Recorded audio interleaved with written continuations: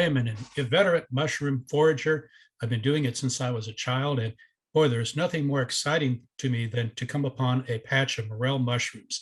And April is the high season from the standpoint of morels. So I appreciate the opportunity to share with you some thoughts on identifying morel mushrooms. So again, when it comes to the native mushrooms found in Missouri, morels are the creme de la creme. They're definitely a mushroom that is widely sought. But unfortunately, there are some look-alike mushrooms that resemble morels that are actually toxic. So it's important to be able to correctly identify morel mushrooms.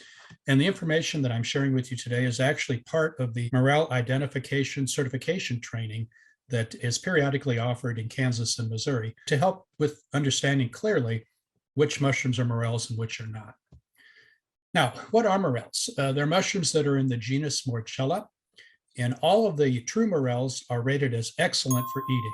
It is possible, however, for an individual to have an allergy to morel mushrooms, just as it's possible to have allergies to many different types of food. So you can't make a blanket statement that everyone can eat morels without concern. There is the possibility of having individual allergies, but in general, morels are delicious mushrooms, and none of them are poisonous when cooked. Now, again, there are mushrooms that are not in the genus Morchella that resemble morels. These are not true morels, and in some cases, these are toxic mushrooms. So some thoughts on morel anatomy. There are two parts to a morel, just as there's two parts to most mushrooms, the cap and the stalk. And we can see that nicely pointed out in this picture of these yellow morels. Morels, when you find them, when you're out foraging, they can be either immature or mature. Typically, as they mature, they darken in color and they become a bit drier to the touch. Young morels tend to be moist to the touch, especially if you're harvesting them during a period of moisture, humidity after a rain, which, those are good times to go out and look for morels. Now, three characteristics that all morels share, and these are characteristics that you want to become familiar with in identifying morels. First of all, the cap has pits in it. And if we look at it closely, we can see that there is a surface to it, and then there's these sunken areas that are the pits. Now, as I said before, there are morel lookalikes, and in most cases, these morel lookalikes do not have pitted caps. Typically, they have caps that are folded or otherwise convoluted, but they are not smooth with pits like morels are. Secondly, the cap is fused to the stalk, and you can see that in these cross-sectional cuts of the morels. Now, in some cases, the cap is not completely fused to the stalk, but in every case, it's fused at least halfway up, and in most cases, completely fused. And the third characteristic, the stalk is completely hollow.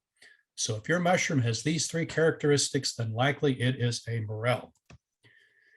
Now, there are several species of morel commonly found in Missouri, and I'm not going to get into a lot of Latin with you. I'm going to show you some pictures instead. So the yellow morel or the tan morel is a common mushroom here in Missouri. The caps are typically 2.5 to 3 inches long and about 3/4 to 1.5 inches across, although I have seen common morels that are up to 12 inches of height. That is a real prize to find one of those giant morels. The stalk flares slightly at the base, and the stalk is slightly shorter and narrower than the cap. And again, looking at that cross section there, you can see the three characteristics. They have pits, they have a cap that is joined to the stalk, and they are completely hollow. Oh, isn't this a wonderful looking mushroom? What I wouldn't give to find a grocery bag full of these.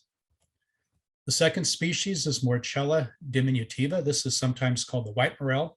It's a smaller mushroom, and the pitted areas are typically blackish and elongated, and the ridges are usually lighter in color than the pits. And you can clearly see that in this picture.